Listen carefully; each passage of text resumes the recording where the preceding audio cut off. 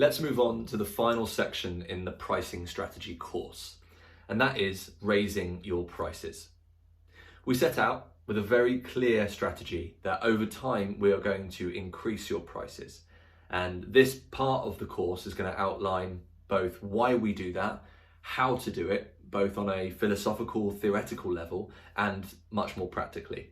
So that by the end of this section, you'll feel maybe a bit scared, but you'll be confident about what needs to be done to facilitate this strategy.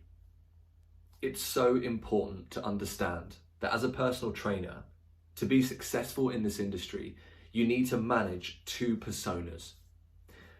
We all have two personas, and one of them is the personal trainer who is motivated, sympathetic, loves working with people. They thrive in the gym or they thrive in an exercise environment.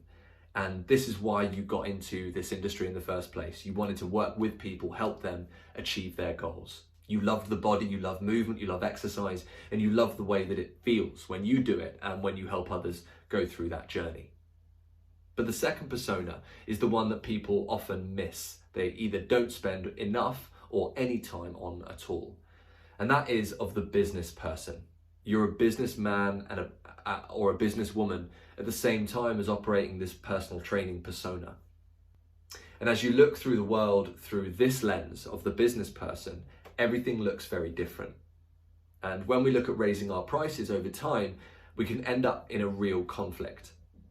The personal trainer who loves our clients and loves them as people and wants to work with them and wants the best for them will find it really hard, or can find it really hard, to raise their prices, knowing perhaps that they're not doing so well financially, or that they're only just about managing to afford training with you now.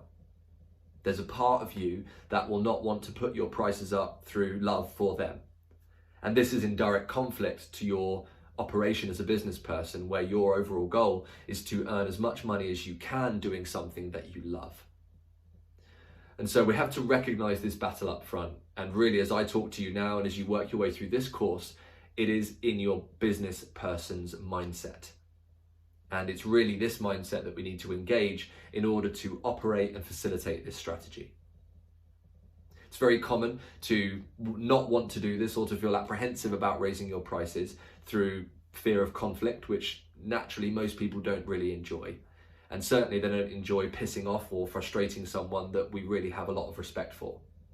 But if we approach this in the right way, if we set out to be rationally selfish, and what I mean by that is we think of ourselves first, we're looking after number one, we're looking after our business.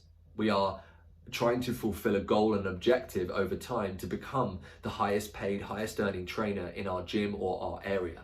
And in order to do that, we're going to have to operate this strategy without worrying about what other people think of us.